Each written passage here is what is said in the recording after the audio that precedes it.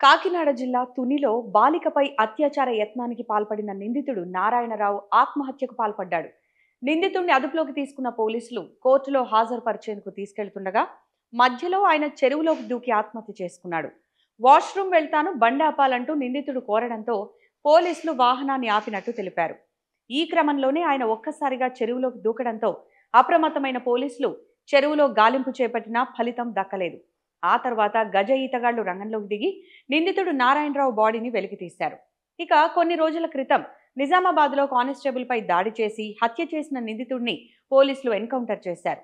ఆసుపత్రిలో చికిత్స పొందుతున్న నిందితుడు రియాజ్ అక్కడ డ్యూటీలో ఉన్న ఏఆర్ కానిస్టేబుల్ వద్ద తుపాకీ లాక్కొని తప్పించుకునే ప్రయత్నం చేయడంతో పోలీసులు ఆత్మరక్షణ కోసం కాల్పులు జరపగా ఆ కాల్పుల్లో నిందితుడు హతమయ్యాడు.